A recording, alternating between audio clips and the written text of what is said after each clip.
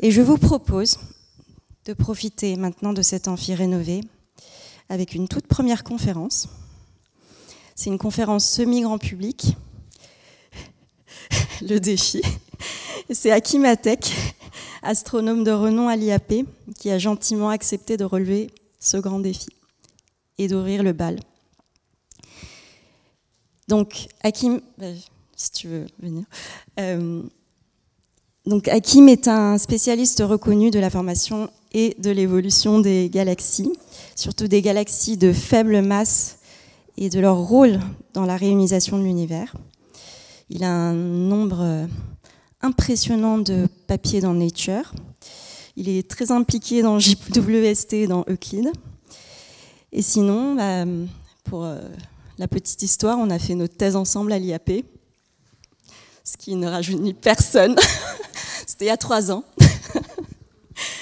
Ensuite, il est parti en postdoc à Caltech. On s'est croisés aussi. C'est une longue histoire entre Hakim et moi. Et puis ensuite, un postdoc à Genève, à l'EPFL. Et il était ensuite Associate Research Scientist à Yale, avant de prendre un poste d'astronome adjoint à l'IAP. Et on est vraiment très content que tu sois là avec nous.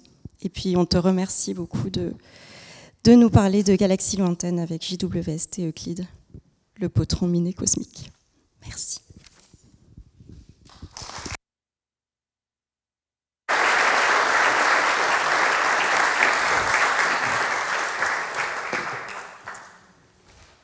Bonjour à toutes et à tous, j'espère qu'on m'entend bien. Merci Koumilko pour l'introduction. Et évidemment, je suis très content d'être dans cet amphi tout beau, tout neuf, où il se passe beaucoup de choses, hein.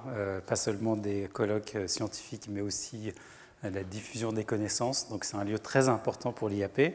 Donc aujourd'hui, je vais vous parler du potron miné cosmique, donc les premières lueurs dans l'univers, et comment le James Webb Space Telescope, donc le télescope spatial James Webb, nous aide à comprendre un petit peu la formation de ces premières sources de lumière dans l'univers, c'est-à-dire les premières étoiles et les premières galaxies. Donc avant de parler des premières étoiles, des premières galaxies, je vais commencer vraiment par le début, c'est-à-dire les fluctuations primordiales qu'on voit ici observées par le satellite Planck. Donc c'est vraiment ces petites fluctuations de température qu'on voit ici qui vont ensuite grossir, s'amplifier pour donner naissance aux grandes structures qu'on voit dans l'univers des milliards d'années plus tard. Donc ici, on voit qu'il y a beaucoup de fluctuations, de différences, mais en fait, en réalité, l'univers à ses débuts était extrêmement homogène. Donc on ne se rend pas compte, mais ici, les petites différences ici, c'est de l'ordre de 1 sur 100 000. Donc au début de l'univers, on avait une matière distribuée de façon très homogène, et ensuite, cette distribution homogène va donner naissance à un univers extrêmement complexe et structuré. Donc on va passer à un univers extrêmement contrasté. Donc ces petites fluctuations vont grossir pour donner ces structures à grande échelle, ces filaments, ces grosses galaxies massives, ces amas de galaxies, etc. Donc le contraste, maintenant quelques milliards d'années plus tard, va passer à 100 000. De 1 100 millième à 100 000, il y a un facteur à peu près 10 milliards de contraste de changement. Donc pour passer d'un univers homogène à un univers complètement contrasté, il faut amasser de la matière très vite pour former ces étoiles et ces galaxies. Donc on essaie de reproduire ça très souvent dans les simulations numériques, dans nos théories de formation des galaxies. Et si on essaie de mettre simplement de la matière ordinaire, la matière qu'on connaît, eh ben on n'y arrive pas du tout. Donc ce qu'on fait en fait pour arriver à former ces structures très rapidement, aussi rapidement, c'est de rajouter de la matière inconnue, 10 fois plus de matière que de matière normale, c'est ce qu'on appelle la matière noire. Donc c'est vraiment un ingrédient fondamental de notre théorie du modèle cosmologique, c'est la matière noire. Il faut rajouter 10 fois plus de matière inconnue pour arriver à former ces structures aussi rapidement que l'on observe maintenant. Donc ça, c'est l'univers à grande échelle. On arrive très bien à reproduire l'univers à grande échelle maintenant dans les simulations numériques en mettant simplement de la matière noire, en partant de ces conditions initiales que sont ces fluctuations primordiales, et on laisse faire la gravitation et on arrive à reproduire ces structures. Donc je vais vous montrer ces structures maintenant qu'on observe dans l'univers, donc à des structures très très larges. Donc ça, c'est dans les années 80 qu'on a commencé, qu'on a vu pour la première fois la distribution de galaxies à grande échelle dans l'univers. Et c'est la première fois aussi qu'on a vu dans les années 80 que les galaxies n'étaient pas distribuées de façon aléatoire et homogène dans l'univers. En fait, elles formaient des filaments. Donc vous voyez ces grands murs ici dans l'univers, vous voyez des grands vides aussi où il n'y a pas beaucoup de galaxies. Et à plus grande échelle, ça continue, hein, ces ramifications. Donc tout l'univers ressemble à ça. Et je vous ai parlé des simulations numériques, on met de la matière noire et de la gravitation pour reproduire ces structures à grande échelle. Et bien ça, c'est les simulations. Et vous voyez qu'on reproduit très très bien l'univers à grande échelle avec la matière noire ici, donc dans les simulations en rouge. Donc ça, on voit des structures à peu près de 500 millions ou 500 000 années-lumière de taille, hein, pour ces murs. Et on peut aller encore plus loin, on peut aller 1 milliard d'années-lumière encore plus loin, et on voit toujours ces mêmes structures, ces mêmes filaments, ce qu'on appelle la toile cosmique dans l'univers. Et pareil, dans les simulations, on arrive très bien à reproduire l'univers à grande échelle qu'on voit ici en rouge. Sauf que ça, c'est l'univers à grande échelle. Il nous faut aussi reproduire la formation des galaxies, ce qui se passe dans les galaxies, la formation des étoiles et tous les processus compliqués dans les galaxies à petite échelle. Donc toute cette physique est très compliquée parce qu'on doit essayer de reproduire l'univers à grande échelle, on doit essayer de reproduire l'univers à petite échelle dans les galaxies.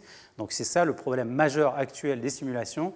Si on veut reproduire tout ça, eh ben, ça coûte beaucoup de temps de calcul. On ne sait pas faire pour l'instant avec les ordinateurs actuels, avec la puissance de calcul actuelle.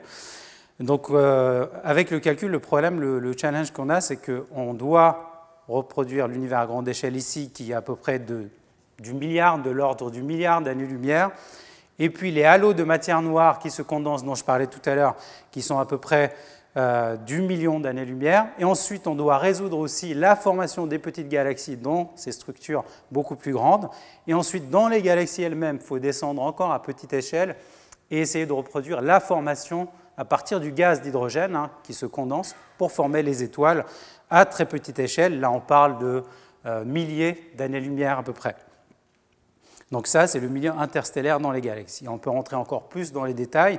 Donc la formation des étoiles à partir du gaz qui va se condenser, des nuages de gaz, ensuite qui va former ensuite ces étoiles, et ces étoiles vont avoir une sorte de rétroaction sur le gaz environnant, c'est-à-dire que les étoiles qui sont en train de se former vont chauffer le gaz aussi environnant, et donc va arrêter aussi la formation des étoiles. Donc il y a cette compétition entre formation des étoiles et chauffage du gaz environnant. Donc il y a une efficacité de formation stellaire qu'il faut aussi reproduire dans ces galaxies. Et donc, comme je l'ai dit, c'est très compliqué de reproduire ça, les petites échelles et les grandes échelles en même temps. Donc dans les simulations, ce qu'on fait en général, c'est qu'on va faire une grande simulation pour reproduire l'univers à grande échelle. On va stopper cette simulation, on va faire un zoom sur une région de cet univers qu'on vient de simuler. On va partir de ces conditions initiales et peut prendre une petite zone pour résoudre les phénomènes à petite échelle qui se passent dedans. Et une autre technique, c'est à l'inverse, c'est-à-dire prendre simplement l'univers à grande échelle et utiliser des relations qu'on a auparavant calibrées à petite échelle sans vraiment les résoudre à grande échelle. Et ces relations qu'on va utiliser, c'est des recettes un petit peu physiques, phénoménologiques, qu'on va calibrer avec les observations. Donc on a besoin de beaucoup d'observations pour calibrer toutes ces recettes qu'on va utiliser dans les simulations. Donc moi, dans mon travail, avec des équipes internationales, ce qu'on essaye de faire, c'est de récolter des observations, les observations les plus pertinentes pour essayer de calibrer ces simulations cosmologiques, pour essayer de mieux comprendre la formation des galaxies depuis les débuts de l'univers jusqu'à nos jours. Donc ici, je vous montre un petit peu un résumé de l'histoire de l'univers pour vous situer un petit peu les observations, à quelle période on a essayé d'observer ces galaxies. Donc les fluctuations primordiales dont je vous parlais tout à l'heure, elles se passent ici, à peu près, donc c'est la première lumière de l'univers qu'on reçoit encore aujourd'hui. C'est le fond diffus cosmologique, à peu près à 400 000 ans après le Big Bang. Et après ça, l'univers devient complètement neutre et opaque, rempli principalement d'hydrogène neutre. Et donc là, c'est ce qu'on appelle les âges sombres, parce qu'il n'y a aucune source de lumière à part ce fond diffus cosmologique. Les premiers objets astrophysiques ne se sont pas encore formés dans l'univers. Et ensuite, quelques centaines de millions d'années après, on pense que les premières étoiles, les premières galaxies vont commencer à se former. Donc c'est ce que j'appelle ici le proton-miné cosmique. Donc c'est les premières lueurs. On pense que ça s'est passé à peu près 100 millions, 200 millions d'années après le Big Bang. Donc là, par contre, c'est vraiment un domaine complètement théorique. Donc on a peu d'observations, ou même pas du tout d'observations dans cette époque-là de l'univers. Donc c'est ce qu'on essaye de faire.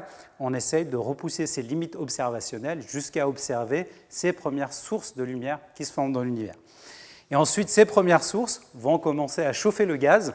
Je vous ai dit que l'univers était complètement opaque et neutre, rempli de gaz d'hydrogène. Ces premières sources vont commencer à chauffer ce gaz d'hydrogène, à le dissiper en fait, jusqu'à ce que l'univers devienne complètement ionisé, c'est-à-dire complètement transparent, à peu près 1 milliard d'années après le Big Bang. Donc c'est ici à peu près que ça se passe, la réionisation. Et ensuite, on a les structures qui vont continuer à évoluer jusqu'à donner nos galaxies actuelles, les vieilles galaxies, à peu près 13,8 milliards d'années plus tard. Donc dans ces observations, dans cette course à l'observation pour repousser nos limites observationnelles, je voulais aussi faire un petit rappel historique pour voir vraiment l'évolution du domaine observationnel des galaxies lointaines. Donc il y a 100 ans à peu près maintenant, où on a enfin compris que notre galaxie n'était pas l'unique galaxie dans l'univers et qu'on avait en fait beaucoup de galaxies en dehors de notre galaxie. Ça, c'était les observations d'Edwin Hubble dans les années 1920. Donc ça, on voit la galaxie d'Andromède, c'est la plaque photographique de Hubble avec la galaxie d'Andromède, observée en 1923. Et ici, il observe des étoiles variables. Donc les étoiles variables, en fait, c'est Henrietta Leavitt qui a trouvé une solution pour mesurer la distance de ces étoiles et donc la distance des galaxies dans lesquelles se trouvent ces étoiles. Elle trouve que la variabilité de la lumière de ces étoiles est directement liée à leur distance.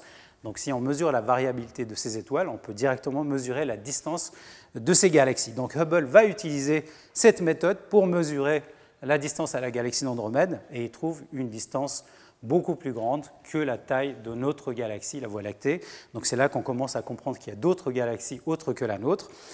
Et par la même occasion, il trouve que les galaxies plus lointaines s'éloignent beaucoup plus vite encore de nous. Et donc là, par la même occasion, il découvre l'expansion de l'univers. Donc ça, c'était les résultats observationnels. Et parallèlement, Georges Lemaître trouve aussi le même résultat de façon théorique. Donc c'est pour ça que maintenant on appelle ça la loi de Hubble-Lemaître de l'expansion de l'univers. Donc ça, c'était vraiment un travail de beaucoup de personnes. Mais même au niveau observationnel, Hubble n'était pas tout seul à faire ça. En fait, 10 ans auparavant, il y avait un certain Vesto Slipher qui avait observé à l'observatoire Lowell, qui a mesuré en fait la vitesse de certaines galaxies, des nébuleuses comme on les appelait à l'époque, des nébuleuses, et il a trouvé des vitesses assez aberrantes pour l'époque, donc des grandes vitesses qui ne pouvaient pas appartenir à notre galaxie. Donc il pouvait déjà se douter qu'il y avait des galaxies en dehors de la nôtre, mais il ne va pas jusqu'au bout du raisonnement. Il trouve que c'est un peu inconcevable, donc il ne publie pas ses résultats, il publie simplement les spectres. Donc c'est ces spectres-là, c'est ces mesures de vitesse que Hubble utilise d'ailleurs dans cette figure. La plupart de ces points ici de vitesse, c'est des vitesses mesurées par Vesto Slipher. Et d'autres points encore ici dans cette figure, c'est Hugh-Mason, un autre encore collaborateur de Hubble, qui les a mesurés à l'observatoire du Mont Wilson. Alors lui, l'histoire est assez dingue d'Hugh-Mason. C'était pas un observateur, c'était pas un astronome. En fait, c'était quelqu'un qui était chargé de ramener du matériel au Mont Wilson, à dos d'âne. Et ensuite, parfois, il reste avec les astronomes au Mont Wilson et il les aide parfois à faire des observations.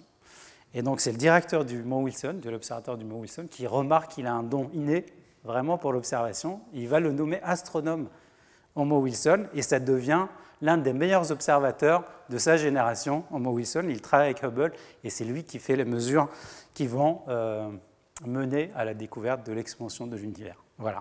Donc on oublie assez souvent ce travail d'autres collègues de Hubble. Je voulais aussi vous montrer, on va faire un bond ici, depuis Hubble jusqu'au télescope spatial Hubble, qui porte son nom justement.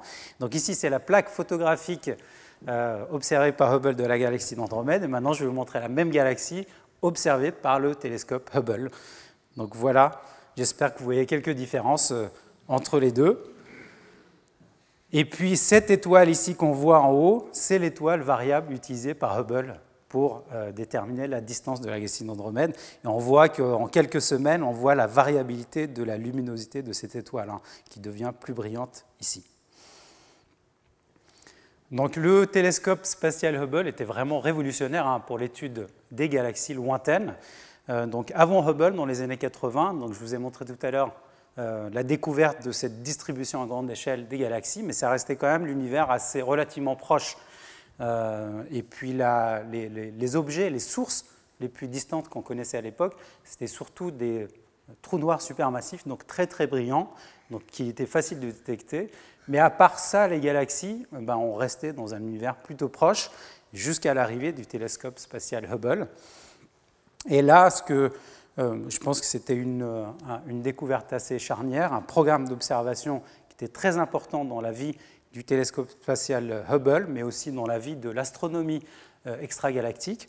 C'est que le directeur du télescope spatial Hubble décide, à un moment donné, en 1995, d'observer une petite portion du ciel, mais vraiment vide, de pointer le télescope Hubble sur une toute partie du ciel, vous voyez ici, qui est beaucoup plus petite que la taille de la Lune sur le ciel, et il décide de poser le télescope pendant des jours sur cette partie vide du ciel, en se disant on finira bien par découvrir quelque chose. Eh bien, il avait raison, et là, c'était les observateurs à l'époque, en 1996, qui reçoivent à Noël, vous l'aurez compris, 96, qui regardent les premières images. Donc, je n'ai même pas besoin de vous dire que c'est 96, vous aurez compris que c'est les années 90 dans cette image, avec la taille des ordinateurs, les pulls que portent les gens, et certaines moustaches, évidemment. Et donc, la première image qu'on observe ici, c'est ça. Donc c'était assez impressionnant. Dans cette petite région du ciel apparemment vide, on découvre à peu près 10 000 galaxies. 10 000 galaxies, mais surtout à des distances très différentes. On découvre des galaxies qui sont distantes de 10 milliards d'années-lumière. Et on découvre aussi que les galaxies, en fait, sont très diverses et variées. On a des morphologies complètement différentes. On a des couleurs complètement différentes, du bleu, du rouge, etc. Et on découvre aussi, par la même occasion, donc, l'évolution hiérarchique des galaxies, c'est-à-dire qu'on commence par des galaxies très très jeunes, très petites, irrégulières, qui évoluent, qui deviennent de plus en plus massives, qui fusionnent entre elles et qui donnent des galaxies plus elliptiques, plus ordonnées et plus vieilles, donc plus rouges, beaucoup plus tard, des milliards d'années plus tard. Donc là, c'était vraiment la révolution pour l'astronomie extragalactique à l'époque. Donc ici, je vous montre un petit peu la distribution des galaxies découvertes par Hubble. Donc vous voyez ici, on va dire la luminosité des galaxies, la brillance des galaxies, en fonction de leur distance. Donc on mesure souvent les distances des galaxies par le décalage spectral, ici ce qu'on appelle le redshift, et l'équivalent ici en millions d'années après le Big Bang. Donc ici à peu près, c'est 1 milliard d'années après le Big Bang, c'est ici 400 millions d'années après le Big Bang.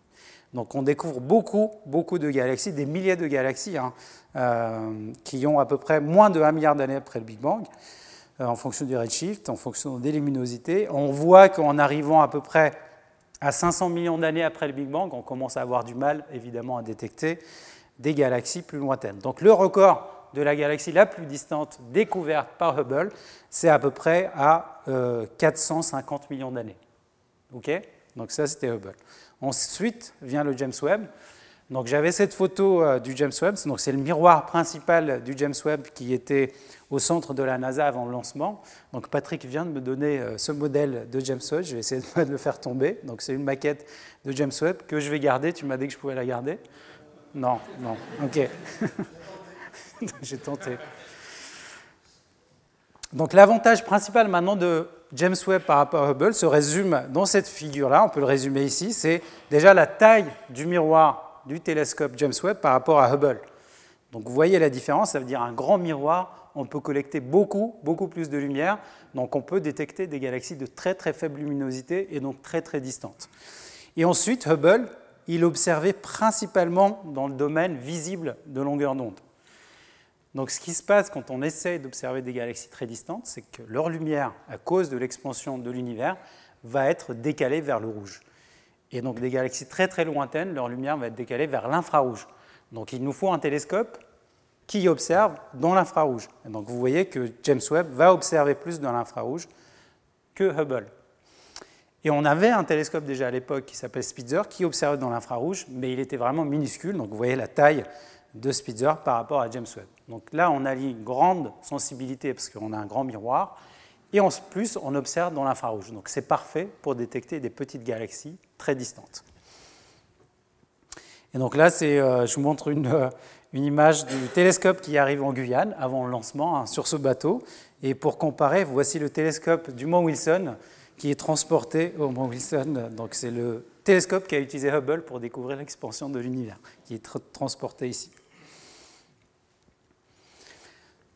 Donc bien sûr, comme je l'ai dit, donc Hubble nous a aidé évidemment à détecter beaucoup de galaxies à peu près 1 milliard d'années après le Big Bang, mais nous on essaie de pousser toujours cette limite observationnelle, cet horizon observationnel beaucoup plus tôt dans l'histoire de l'univers. Donc James Webb va nous aider à pousser jusqu'à peut-être 200 millions d'années seulement après le Big Bang. Et donc là, je vous montre déjà, après 2-3 ans d'observation de James Webb, la distribution qu'on a vue tout à l'heure en luminosité des galaxies et de leur distance du redshift. Donc en bleu, c'est les galaxies confirmées par Hubble, et en rouge, c'est les galaxies observées par James Webb. Donc vous voyez qu'on découvre déjà des galaxies beaucoup plus faibles en luminosité. Les galaxies de faible luminosité sont en bas, donc beaucoup plus petites, mais on détecte aussi des galaxies beaucoup plus lointaines grâce à James Webb, grâce à cette observation dans l'infrarouge que je vous ai montré. Donc là, on explore déjà un domaine complètement inconnu grâce à James Webb. Donc maintenant, je vais vous parler un petit peu des surprises qu'on a eues avec James Webb. Donc à chaque fois qu'on construit évidemment un nouveau télescope, un nouvel instrument, on s'attend à voir ces surprises-là. Enfin, des surprises attendues, c'est un peu un oxymore, mais on savait qu'on allait avoir des surprises. Mais avant les surprises, si on trouve quelque chose d'inattendu, je vais vous dire ce qu'on attendait déjà avant en ce qui concerne les premières galaxies. Donc, d'après nos théories, d'après nos modèles, d'après ce qu'on connaissait sur les premières galaxies, on s'attendait à voir des galaxies très petites, donc très faibles en luminosité, donc peu brillantes, irrégulières, donc qui n'ont pas encore construit ces disques, ces spirales, etc., donc très peu régulières, et qui n'ont pas eu le temps aussi de fabriquer au sein de leurs étoiles, au sein du milieu interstellaire, des éléments lourds. Donc on va avoir principalement de l'hydrogène, de l'hélium, et peu d'oxygène et de carbone, par exemple. Et évidemment, par définition, on va avoir des populations stellaires très jeunes dans ces galaxies. Et ensuite, on a aussi une distribution en nombre donc, de ces galaxies qui est prédite par notre théorie à la fois de la matière noire, mais de la formation de la matière ordinaire. Ça veut dire chaque simulation, en fait, chaque théorie de la formation des galaxies va vous prédire un nombre exact de galaxies massives et un nombre exact de galaxies de faible masse. Donc on sait plus ou moins combien de galaxies massives on va trouver à ces époques-là. Enfin, on pensait en tout cas le savoir. Et dès les premières années, évidemment, les surprises commencent. Donc plein de titres aussi tonitruants les uns que les autres. Donc le James Webb, par exemple, a cassé l'univers, carrément. Tout ça parce que les premières années, on a découvert des galaxies trop massives. Elles étaient trop évoluées, elles ont formé trop de masse stellaire trop vite par rapport à nos modèles. Donc évidemment, nos modèles étaient calibrés sur un univers plutôt relativement proche, on va dire. On n'a jamais été confronté à des observations des premières galaxies. Et on voit que nos modèles, effectivement, n'étaient pas prêts à voir ce genre d'observation parce que les conditions de formation des premières galaxies étaient certainement très différentes des galaxies qui vont arriver plus tard, qu'on observe plus tard. Donc, par exemple, on a observé beaucoup de galaxies qui étaient effectivement trop massives pour nos modèles. Les modèles, en tout cas, ne prédisaient pas des galaxies aussi massives aussitôt. Donc, pour s'en sortir, il faut regarder l'efficacité de formation stellaire. Avec quelle efficacité les galaxies vont former leurs étoiles. Donc ici, je vous montre, enfin ce que prédit la théorie en tout cas. Ici, c'est le taux de formation stellaire des galaxies. Donc combien d'étoiles se forment par an dans ces galaxies. Et ça dépend principalement de deux choses. Ça dépend de combien de gaz la matière noire, je vous ai dit tout à l'heure, on commence toujours par la matière noire, qui va ensuite attirer la matière ordinaire, donc le gaz, qui va ensuite être le carburant de la formation des étoiles dans les galaxies. Donc ce taux de formation d'étoiles va dépendre du taux d'accrétion, combien de gaz ces halos de matière noire vont accréter sur eux. Et ensuite, une fois qu'on a cette masse de gaz accrétée par les halos de matière noire, il s'agit aussi de mesurer l'efficacité de formation des étoiles. Et là, c'est vraiment la matière ordinaire. Combien de masse de gaz ordinaire d'hydrogène se transforme en étoile. Donc c'est ce qu'on appelle l'efficacité de formation stellaire. Donc ici, la petite figure ici, c'est assez simple en fait.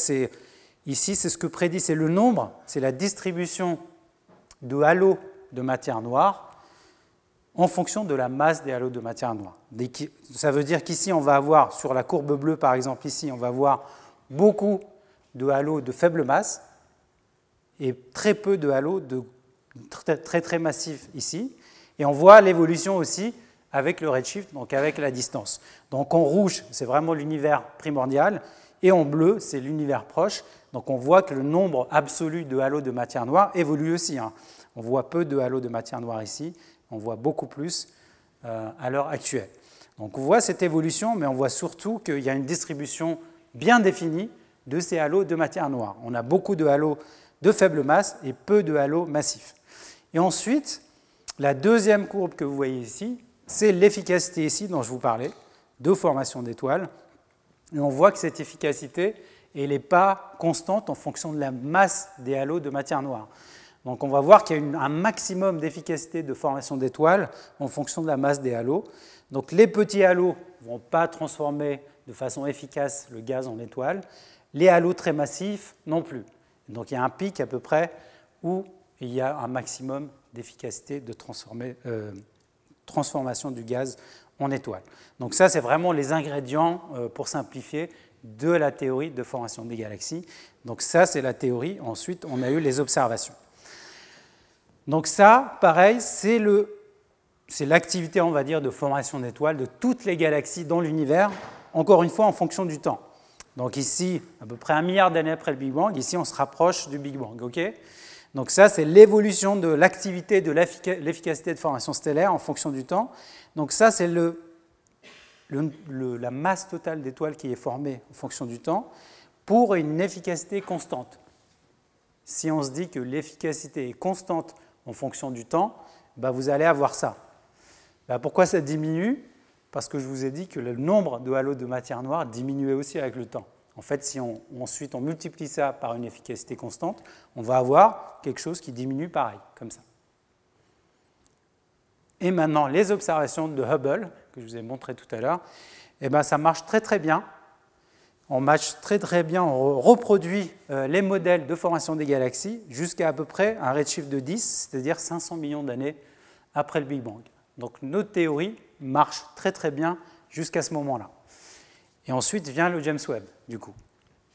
Et voilà ce qu'on observe. Et donc là, ça dévie complètement. On n'a plus un accord entre les observations et les modèles théoriques de formation des galaxies, c'est-à-dire qu'on forme trop d'étoiles, encore une fois, dans l'univers précoce par rapport à nos modèles ici d'efficacité constante. Donc on doit changer quelque chose, on doit trouver d'autres scénarios pour expliquer cette formation trop efficace des galaxies dans l'univers jeune. Ici, on peut le voir autrement aussi. Ça, c'est pareil, c'est le nombre de galaxies qu'on observe en fonction de leur masse. Et ici, c'est ce que prédit la théorie pour une efficacité de formation d'étoiles de 10%. Ici, ça veut dire en gris que vous transformez 10% de votre gaz en étoile. En orange, vous transformez 30% de votre gaz en étoile. Et en noir, ici, vous transformez 100% du gaz en étoile. Et là, on arrive vraiment aux limites de la physique de notre modèle cosmologique même, c'est-à-dire que si vous allez au-delà, en fait, vous formez plus d'étoiles que vous n'avez de matière dans l'univers. Donc, ce n'est pas possible. Donc là, on arrive vraiment aux limites. Donc, aucun modèle ne peut reproduire une efficacité aussi énorme de formation d'étoiles. Donc, encore une fois, il faut changer des choses dans nos modèles de formation des galaxies. Et donc, quand on essaye aussi de faire ça, donc on essaie, comme je l'ai dit, de pousser toujours un peu plus loin cet horizon en termes de distance, remonter aux premières galaxies, parce qu'on voit que plus on remonte, moins nos modèles de formation des galaxies marchent. Donc, on essaie toujours de tester ce modèle, de voir les limites de ces modèles pour trouver ou améliorer nos théories de formation des galaxies. Donc ici, c'est un peu un panorama des galaxies les plus distantes découvertes par le télescope James Webb. Donc ici, vous voyez qu'on arrive à un redshift 14, c'est-à-dire qu'on se rapproche de 300 millions d'années après le Big Bang. Donc c'est les galaxies les plus distantes. Il y a quelques mois encore, on a battu ce record.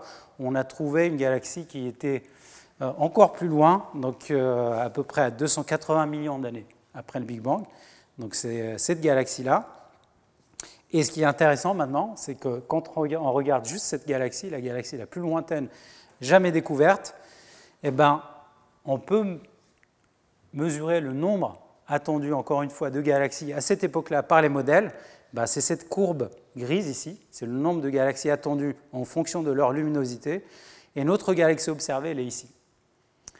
Et il y a un facteur 100 de différence entre ces modèles-là et ce qu'on observe ici. Ça veut dire que pour détecter cette galaxie, il aurait fallu observer une partie du ciel 100 fois plus grande pour espérer détecter une telle galaxie. Et dans une toute petite partie du ciel, on découvre déjà une galaxie aussi massive, aussi brillante. Donc encore une fois, ça ne marche pas du tout avec nos modèles qu'on avait conçus avant les observations de James Webb. Mais rassurez-vous, il y a maintenant beaucoup de scénarios pour expliquer ces observations. C'est ce qu'on voit en orange, c'est la bande orange ici. On a beaucoup de scénarios pour reproduire ces observations et vous voyez que ça marche plutôt bien maintenant avec ces scénarios.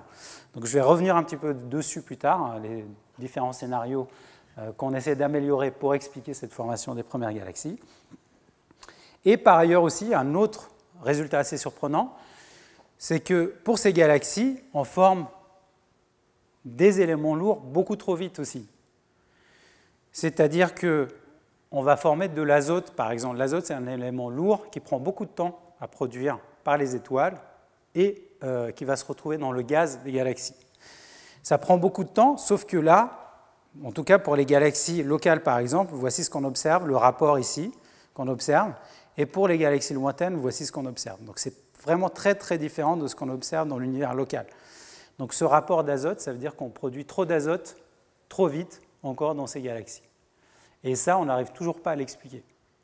Il y a encore beaucoup de modèles de formation stellaire qui essaient d'expliquer ça, mais c'est sans doute la nature des étoiles même qu'on doit changer, en tout cas la distribution. Il doit y avoir beaucoup plus d'étoiles massives dans ces galaxies primordiales que dans les galaxies locales. Ça, j'y reviendrai un peu plus tard, mais c'est encore une différence. Mais en tout cas, cette galaxie, vous voyez bien que maintenant qu'on se rapproche de plus en plus du Big Bang, ça veut dire que vous avez de moins en moins de temps pour former ces galaxies. Donc, si vous n'avez que 100 millions d'années pour former une galaxie, ben, il y a beaucoup de scénarios de formation des galaxies qui vont être réfutés, parce que ces scénarios prennent peut-être 300 millions d'années pour former une galaxie. Donc, si vous avez seulement 100 millions d'années, il n'y a que quelques modèles qui marchent encore. Et donc, 100 millions d'années, c'est très très vite pour former une galaxie entière. Il a fallu moins de temps pour que la vie apparaisse sur Terre. Enfin, plus de temps, pardon, pour que la vie apparaisse sur Terre. Donc, 100 millions d'années, on arrive encore à la limite de beaucoup de modèles de formation des galaxies. Donc ça, c'est les observations des premières années de James Webb. Et ce que je vous montre ici, je voulais aussi vous montrer la distribution des galaxies. La distribution de galaxies en fonction de leur luminosité, en fonction de leur masse. Donc ça, c'est le nombre de galaxies en fonction de leur magnitude. Donc ici, vous avez les galaxies de faible luminosité, les toutes petites galaxies. Et ici, vous avez les galaxies brillantes. Donc vous voyez qu'ici, vous voyez beaucoup plus de galaxies de faible luminosité que des galaxies massives. C'est comme ça que la formation hiérarchique des galaxies marche.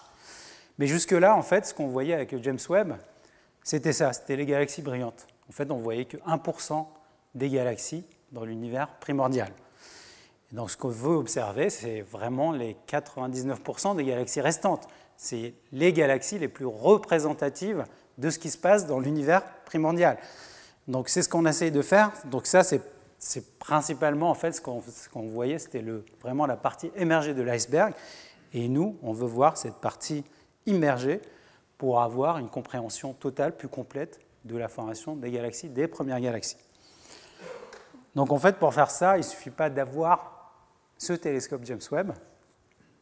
On va aussi combiner ce qu'on appelle des télescopes gravitationnels. Donc c'est des lentilles gravitationnelles, en fait c'est des amas de galaxies massives. Quand vous avez un amas de galaxies, une concentration énorme de masse, ça va déformer en fait l'espace-temps et ça va agir comme une loupe gravitationnelle, donc qui va amplifier en fait la lumière des galaxies d'arrière-plan distantes.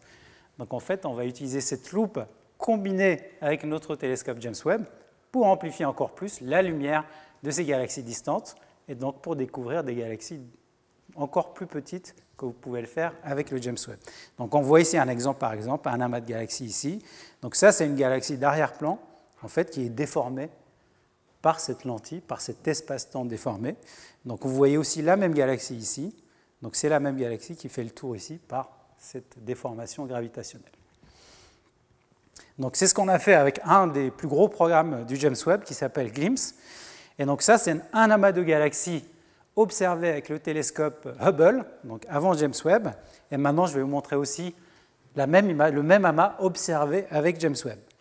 Donc le voici, donc avec Hubble, avec James Webb. Donc je vous ai mis un QR code ici que vous pouvez scanner pour avoir une version zoomable de cette image. Vous pouvez zoomer sur toutes les petites structures de cet amas de galaxies. Donc vous voyez tout autour, vous voyez les arcs gravitationnels qui tournent autour. Vous voyez cette image complètement déformée. Et ça représente pour le moment l'image la plus profonde de l'univers distant. Donc c'est ici qu'on découvre les galaxies de plus faible luminosité dans l'univers primordial. Donc vous pouvez zoomer dessus pour voir tous ces arcs gravitationnels qui sont le fait de cette déformation de l'espace-temps, de galaxies très distantes. Vous voyez aussi des galaxies beaucoup plus brillantes, massives, avec des arcs pareils. Et vous voyez certains arcs ici de galaxies déformées qui sont très très distantes. On arrive encore à résoudre ces zones de formation d'étoiles, dont des galaxies qui sont à 10 milliards d'années-lumière, grâce à cet effet loupe gravitationnel. Et on voit aussi beaucoup de petits points un peu partout sur cette image qui sont aussi quelquefois des galaxies très très distantes qui sont de très faible masse. Quand je dis très faible masse, pour vous donner une idée, c'est à peu près 3000 fois plus petite que la Voie lactée, que notre galaxie, mais observée quelques centaines de millions d'années après le Big Bang. Donc c'est vous dire le pouvoir de James Webb et des lentilles gravitationnelles. Et donc là où ça devient intéressant, maintenant avec ce principe de loupe qu'on rajoute au James Webb, c'est qu'on arrive à détecter des galaxies encore plus distantes, c'est-à-dire un redshift de 16, c'est-à-dire 250 millions d'années après le Big Bang. Donc on se rapproche de plus en plus. Et voici l'une des galaxies découvertes 250 millions d'années après le Big Bang, avec ces images-là. Donc on peut regarder ici, par exemple, ça c'est le nombre, encore une fois, de galaxies attendues par les modèles avant le James Webb et par les modèles maintenant développés après le James Webb aussi. Donc vous voyez tous les modèles ici qui prédisent un nombre donné de galaxies. Et ça, c'est le résultat qu'on vient d'observer avec ces galaxies-là. Et vous voyez qu'il est au-dessus de tous les modèles. Même les modèles post-James Webb ne prédisent pas autant de galaxies. Et là, on peut s'amuser en fait à regarder, c'est là où ça devient un peu dingue, c'est qu'on peut s'amuser à regarder, à comparer le nombre de galaxies qu'on découvre très tôt dans l'histoire de l'univers à la distribution de halos de matière noire dont je vous ai parlé tout à l'heure. Et donc, le résultat de ces galaxies, c'est le point rouge ici, et la courbe noire ici, c'est la distribution de halos de matière noire qui tombe pile poil dessus. C'est exactement le nombre de halos de matière noire, et on trouve le même nombre de galaxies, comme si tous les halos de matière noire arrivaient à former des galaxies à cette époque-là. Et en fait, on a aussi essayer de détecter parce que ça, c'est des galaxies très très faibles en luminosité, je vous l'ai dit. On s'est dit, c'est quand même bizarre qu'on découvre que des galaxies de très faible luminosité. Donc on a essayé de regarder toutes les images, toutes les données de James Webb pour détecter des galaxies plus brillantes. On ne découvre rien du tout. Donc ces points ici, c'est des non-détections. Donc en fait, c'est aussi compatible avec cette chute ici du nombre de halos de matière noire. Donc en fait, maintenant, pour détecter des galaxies primordiales, il faut absolument regarder des galaxies de faible luminosité, sinon vous n'avez aucune chance de détecter ces galaxies. Et on peut regarder aussi l'histoire de formation de ces galaxies. Donc elles se sont formées à peu près 230-240 millions d'années ici, après le Big Bang. Et si on applique une formation stellaire constante, comme je l'ai dit, donc ces galaxies vont former ces étoiles avec un taux constant. En fait, leur luminosité ici qu'on voit là, elle va augmenter et en fait va donner naissance à ces galaxies-là qu'on observe en fait actuellement plus tard. Et pour une efficacité de formation d'étoiles plus élevée, on va reproduire ces galaxies beaucoup plus brillantes ici. Donc en fait, ce n'est pas si aberrant que ça qu'on observe ces galaxies très tôt dans l'histoire de l'univers, parce qu'elles vont être les progéniteurs en fait, des galaxies très brillantes qu'on observe plus tard. C'est juste qu'elles commencent avec des faibles luminosités, elles vont arriver, elles vont devenir très brillantes bien plus tard. Ensuite, un peu plus tard justement, dont je parlais de ça tout à l'heure, on peut regarder encore le nombre, la distribution du nombre de ces galaxies en fonction de leur luminosité. Et cette fois-ci, vous voyez tous les points vides ici, bleus, les petits points bleus ici, c'est les observations précédentes qui s'attachaient plutôt aux galaxies brillantes. Donc avec cet effet de l'antigravitationnel, on peut regarder aussi l'autre côté, ces galaxies représentatives de la population de 99% des galaxies, et leur nombre en fait continue à augmenter. Donc c'est la première fois qu'on voit en fait ce nombre-là, c'est qu'on continue à avoir des galaxies de faible masse, de faible luminosité, qui sont de plus en plus nombreuses très tôt dans l'histoire de l'univers. Donc c'est ce qu'on voit ici. Et donc en fait ce qui est génial maintenant, c'est qu'on peut tester tous les modèles dont je vous ai parlé, parce qu'ils sont calibrés pour reproduire le nombre de galaxies brillantes, mais ils devraient aussi reproduire le nombre de galaxies de faible masse. Et donc vous voyez en fait qu'on a des modèles ici, toutes les courbes grises ici, ce sont des modèles différents. Donc on a des modèles qui reproduisent ici les galaxies brillantes, mais qui n'arrivent pas à reproduire les galaxies de faible masse, et inversement, des modèles qui reproduisent très bien des galaxies de faible masse, qui n'arrivent pas à reproduire des galaxies brillantes.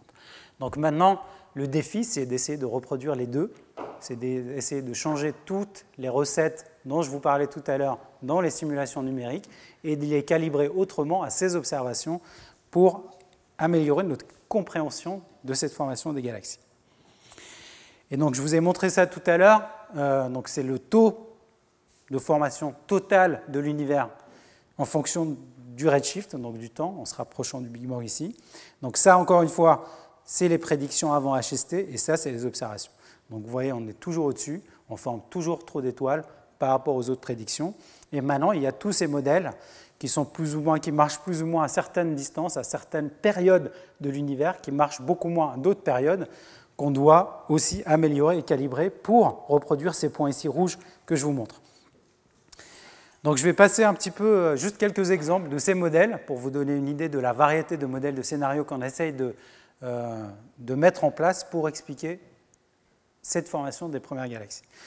Donc le premier scénario, il a un lien avec cet équilibre entre la formation des étoiles et la rétroaction des étoiles dont je vous parlais tout à l'heure, qui va chauffer le gaz autour, qui va arrêter la formation d'étoiles.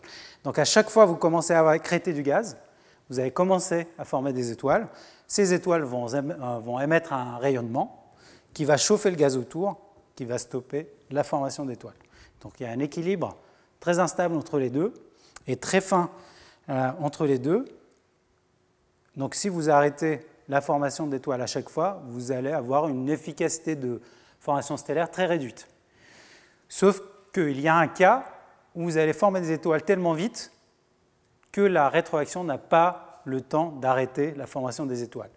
Et ce cas, c'est quand vous avez un gaz très très très dense d'hydrogène qui va former des étoiles très très vite, beaucoup plus vite que le temps d'action de cette rétroaction. Donc ça, c'est l'un des modèles qui pourrait expliquer pourquoi on trouve des galaxies aussi brillantes, aussi massives, qui ont un taux de formation stellaire aussi élevé. Ça, c'est un scénario. L'autre scénario, c'est lié à la façon avec laquelle les galaxies forment leurs étoiles, ce qu'on appelle l'histoire de formation stellaire. Donc je vous montre un exemple ici, c'est deux galaxies simulées. Ici, c'est le taux de formation de ces étoiles, combien d'étoiles on forme par an, en fonction du temps.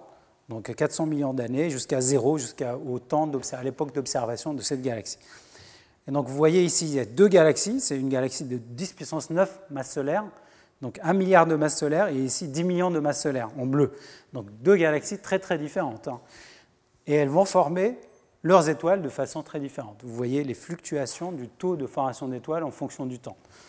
Donc beaucoup de fluctuations, peu de fluctuations. Mais ici, vous allez voir, à l'époque d'observation, on va mesurer un taux de formation d'étoiles équivalent. Donc on pourrait se dire que ces deux galaxies ont une efficacité de formation stellaire similaire, mais en fait pas du tout. Si on remonte à l'histoire de formation de cette galaxie, on voit que les fluctuations sont complètement différentes. Donc il se peut qu'au moment d'observation, on observe seulement des galaxies au pic de leur taux de formation d'étoiles, donc au pic de leur luminosité, qui n'est pas représentatif du reste de la vie de la galaxie. Donc ça pourrait expliquer pourquoi on observe ces galaxies très très brillantes à cette époque-là. Et bien sûr, ça c'est un domaine très en vogue maintenant. Donc on a certaines estimations de cette variabilité de la formation d'étoiles. Ici, je vous montre tous les modèles à peu près qui essaient de reproduire cette variabilité. Donc ici, c'est la variabilité, le changement en luminosité de ces galaxies. Et en fonction du temps, encore du redshift.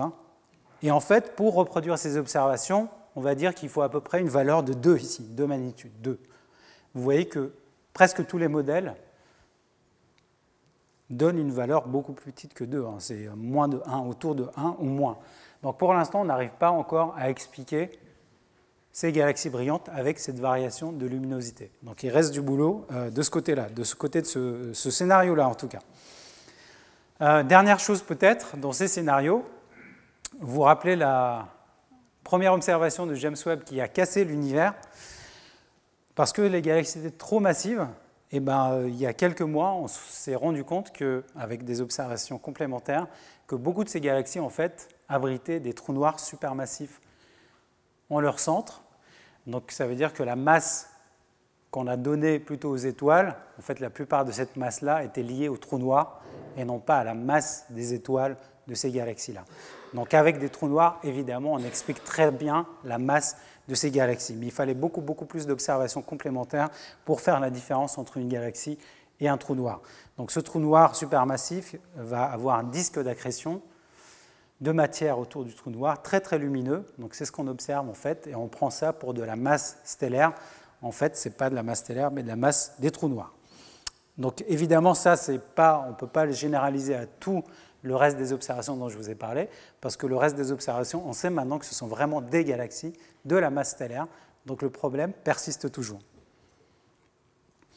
Une autre façon aussi de changer cette luminosité des galaxies primordiale, c'est de se dire qu'on peut changer la nature même des étoiles qu'elles abritent.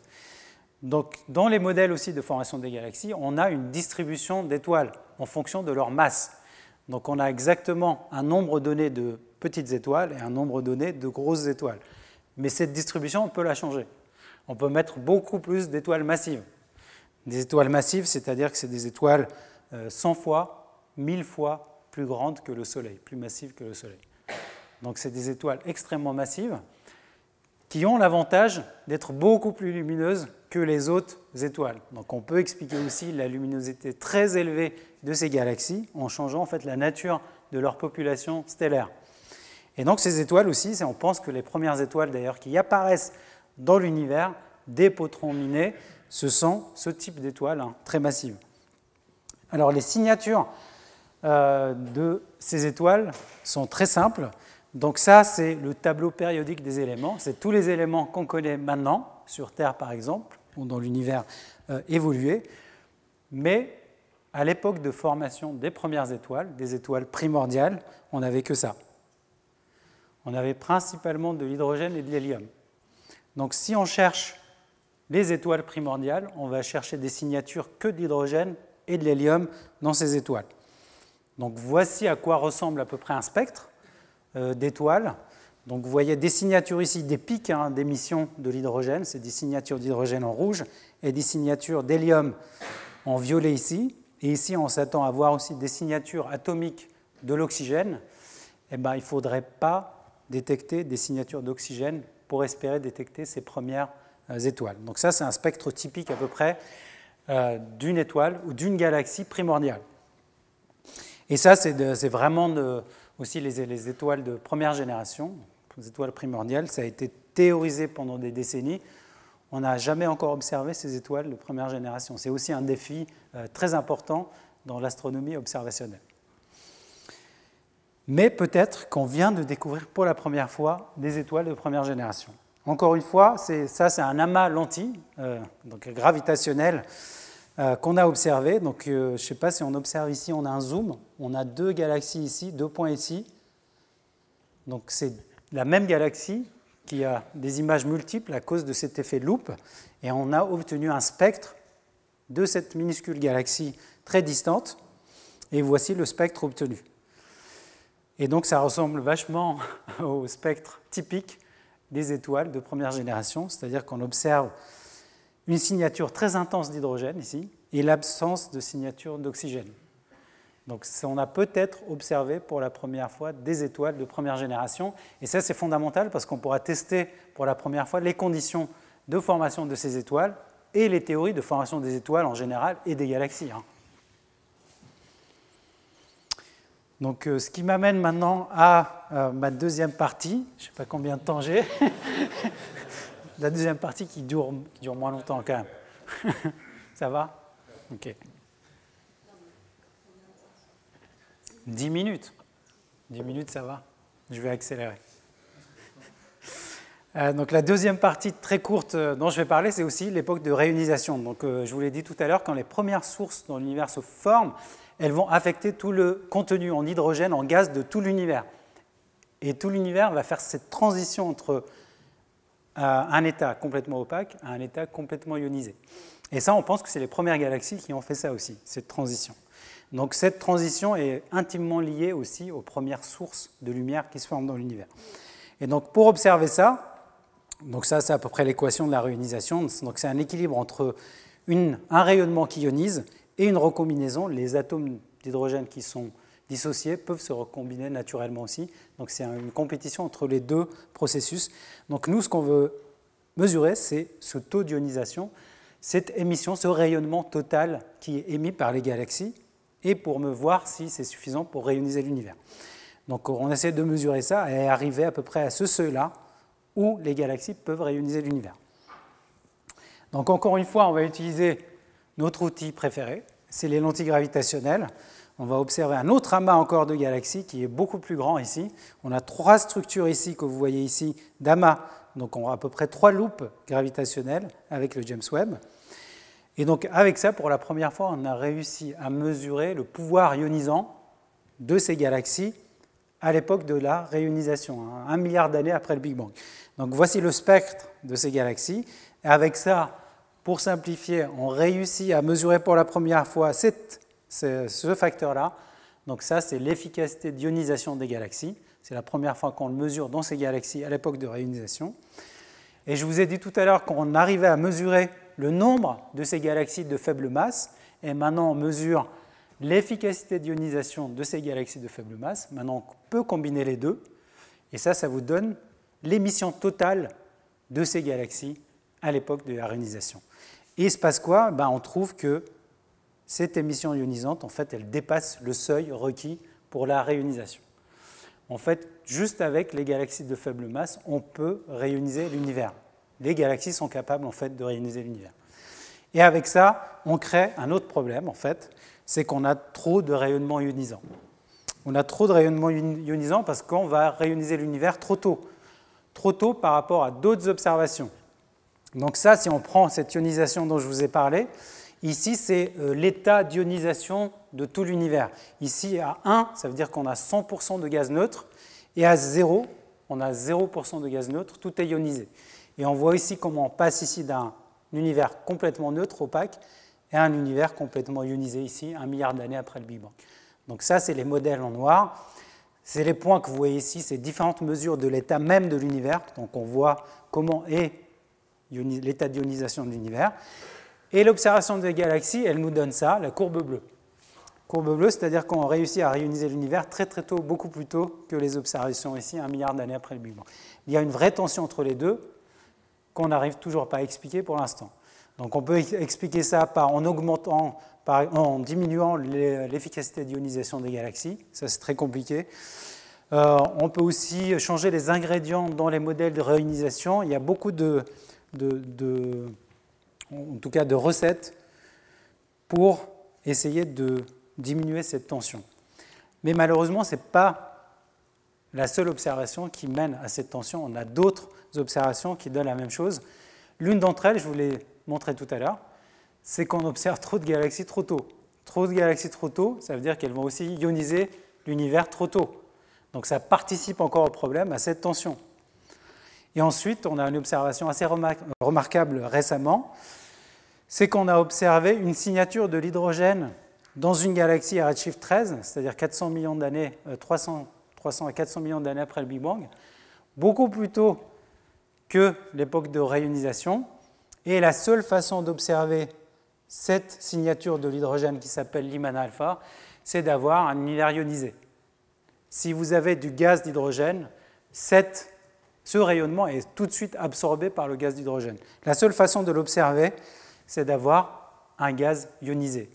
Mais beaucoup trop tôt, du coup, pour nos modèles de réionisation. Donc ce qui se passe, c'est après ce schéma-là, si vous avez une émission d'une galaxie dans un milieu complètement neutre en blanc ici en noir, c'est quand l'univers est devenu complètement ionisé et transparent. Donc vous avez des petites galaxies qui vont se former dans ces régions opaques, et donc en bleu, c'est votre émission Lyman alpha qui va être tout de suite absorbée par le gaz neutre. Mais si vous avez une grosse région ici, une grande région ionisée autour de cette galaxie, et bien en fait, cette lumière Lyman alpha de l'hydrogène va avoir assez de temps pour se décaler vers le rouge. On a parlé de décalage vers le rouge tout à l'heure à cause de l'expansion de l'univers. Si cette zone ionisée est assez grande, la lumière Lyman alpha aura assez de temps pour se décaler vers le rouge et ne va pas être absorbée par le gaz d'hydrogène parce que le gaz verra cette lumière décalée, donc il laissera passer cette lumière, cette signature d'hydrogène. Donc c'est pour ça qu'on peut la détecter. Donc je vous disais, la seule façon d'avoir cette lumière, c'est d'avoir une zone assez énorme de l'univers déjà ionisée très très tôt. Donc ça rajoute encore à la tension dont je vous ai parlé. Donc voilà, j'essaie maintenant de résumer un petit peu ce que je vous ai dit dans ce slide. Ça va? Donc c'est un peu le statut actuel des choses maintenant, c'est le nombre de galaxies en fonction de leur luminosité dont je vous ai parlé. C'est ce qu'on mesure à peu près. Donc en ce moment, on essaie de mesurer ce qui se passe pour les faibles luminosités, pour les petites galaxies. Qu'est-ce qui va se passer quand on va mesurer le nombre exact de ces galaxies? C'est ce qu'on essaie de faire en ce moment, c'est la mesure du nombre de ces petites galaxies très tôt dans l'histoire de l'univers. Si on continue à observer beaucoup plus de galaxies de faible masse, on va en fait accentuer le problème de la réionisation, c'est-à-dire vous rajouter encore plus de rayonnement pour rayoniser encore plus tôt cet univers dont je parlais. Donc il faut à peu près l'aplatir, et quand vous faites que l'aplatir, vous allez produire trop de galaxies dans l'univers local. Parce que maintenant, dans l'univers local, l'univers actuel qu'on connaît, on sait mesurer le nombre de galaxies autour de nous. Et si, dans l'univers précoce, vous avez trop de galaxies, vous allez prédire trop de galaxies qu'on observe dans l'univers local. Donc ça ne marche pas, il y a un problème. Donc il faut casser cette courbe dont je vous parlais, il faut arrêter le nombre de galaxies vers les faibles masses.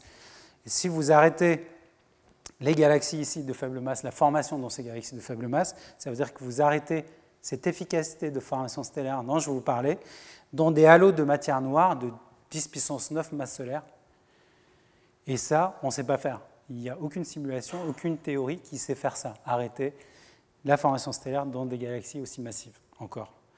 Donc vous allez avoir un problème dans tous les scénarios dont je vous ai parlé ici. Donc c'est là où c'est intéressant, c'est là où on va arriver bientôt, c'est mesurer exactement le nombre de ces galaxies de faible masse. Et pour finir encore, c'est le nombre de faible masse, le nombre de galaxies de faible masse va aussi vous donner une contrainte très importante sur les modèles de matière noire. En fait, si vous avez un modèle de matière noire froide ou de matière noire chaude, vous allez prédire un nombre différent de galaxies de faible masse. Parce qu'ici, vous avez de la matière noire froide, vous allez former beaucoup de halos de petite masse, beaucoup plus que la matière noire chaude ici. Donc si vous mesurez un nombre de galaxies très élevé ici, ça va réfuter plein de modèles de matière noire chaude. Donc là, c'est très important aussi pour les modèles, pour tester les modèles de matière noire. Donc voilà, je finis juste avec ça. Donc ça, c'est les perspectives. Donc c'est pas fini, hein. On a beaucoup de programmes encore avec le James Webb. Donc on a ces 2 programmes aussi très importants qui ont été acceptés dans ce cycle-là. Donc c'est le programme Vénus ici. C'est au lieu d'observer une lentille ou 2 lentilles gravitationnelles, on va observer 60 lentilles gravitationnelles. Donc à peu près 300 heures d'observation avec le James Webb, avec toutes ces lentilles.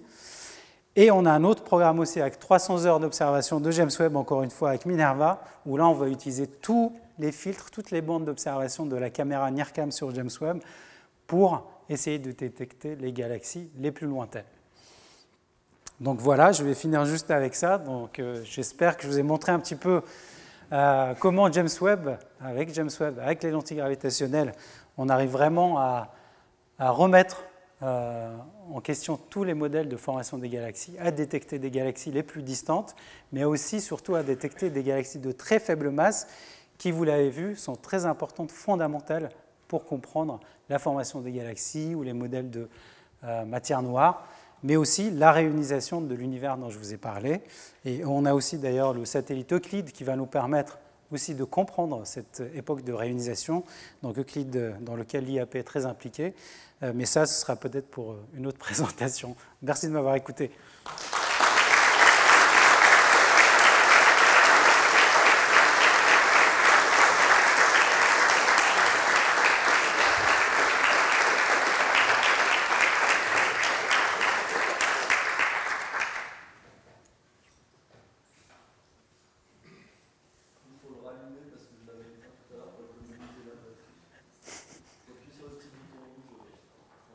Ah oui, c'est bon. C'est bon. Non, c'était allumé. Merci beaucoup, Hakim. On va prendre quelques petites questions, mais petites, parce qu'on a faim, je crois. Et c'est une conférence semi-grand public, donc toutes les questions sont les bienvenues.